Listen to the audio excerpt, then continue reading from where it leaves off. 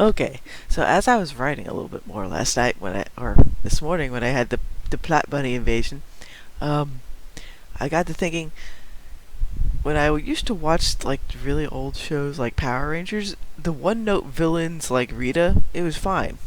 She kept throwing the same, challenges at the Power Rangers, and they kept overcoming it. It's okay to have villains like that.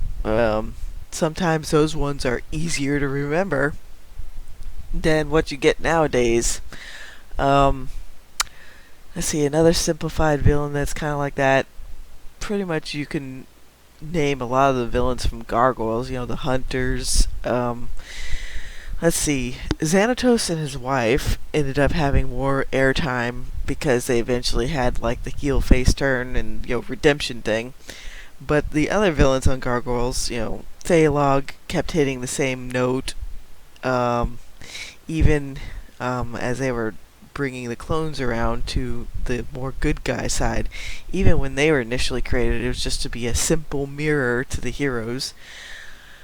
So, again, that's how I approach villains. Like, I don't put them on a pedestal and then, like, oh, we're going to have this overall big redeeming arc for them. Like, no, plenty of people have done that. The majority of modern writing seems to be that, center around the villain, and the hero ends up being the afterthought. So that's the reason why it's completely opposite with Upload Protocol. Um, the like I've said before, villain pokes stick, and hero reacts to the poking. Um, and it's not necessarily a bad thing. Even Cobra Commander and GI Joe was a one-hit villain, or a one-note villain, as I should say.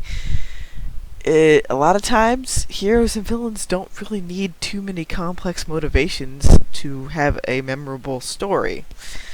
A lot of books nowadays, they all keep following similar formulas to where it's like, oh, this is how it has to be done. You have to put in this or that or the other. It's like, no, it's just like having a toolbox. You add the tools you want, and you as the writer can decide what you put in your story. That's about it. It doesn't require too much more than that, because everybody will have their different tastes, their different wants, and whatever they want to put in their story. Not every two people will want the same exact thing. Again, there is overlap sometimes, and depending on what you're doing, if you're writing basically as a business and wanting to make a certain kind of income, then you will have to augment your writing more towards, okay, what is the mass consumerism that is heading towards whatever book. But I can tell you this much: if you copy what a lot of traditional publishing is doing, you're going to put a lot of readers to sleep. They might end up being critical darlings of certain kind of activisms, but you won't get much beyond that. Which is why more and more people are tuning out of traditional, publishing aspects, except for like a handful of outlets, and looking more towards the indies. The business side of things does favor the whale reader. That's why most of the indies are still making stuff for the whale readers. I don't know how long that's going to last.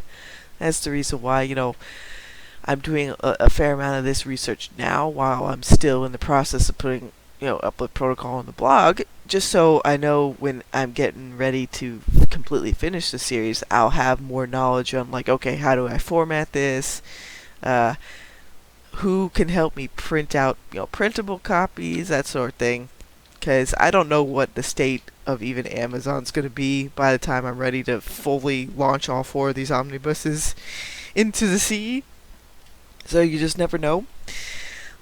Like I say with a lot of other things, it's like a lot of it is just trial and error. You just learn as you go, and you'll figure out what you want to see in heroes and villains and everything else.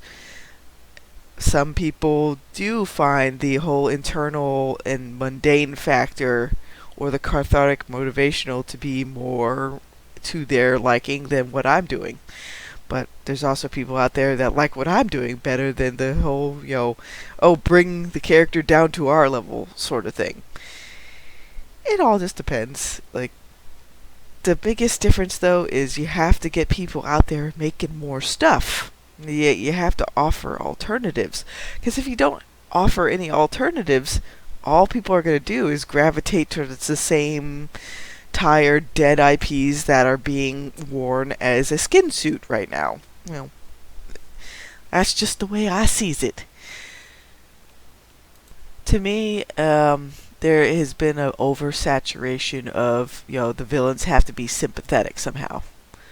Like, no, they don't have to be. You can just have just straight up one note evil villains. It's okay to have the cackling guy in the black hat, and that's all he's there for, is to upturn rocks, and the hero, Dudley Do-Right, has to go in and correct the situation. It's fine to have something like that. Nowadays, most of the modern aspect wants you to have all these fully realized, like, oh, they have to be more flawed and messed up than us, or, it has to get to the point where, again, some people feel like they have to relate more to something that's more flawed and fucked up than them. It's like, no, you don't have to do things that way. Right now, the way I see things, it's not in ascendance because most of the major outlets want to have, I guess they try to make themselves feel better about everything by having characters in a situation that's more fucked up than real life. I'm guessing that's the reason why the realism bat has been brandied about so heavily in stuff that shouldn't have the realism bat much at all, like superheroes.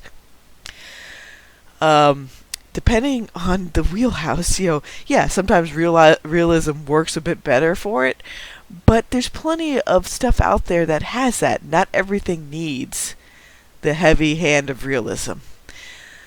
And I guess that's it for this morning. I'm still going to be recording more stuff as I go along, so that way you guys have plenty of things to listen to. There you go.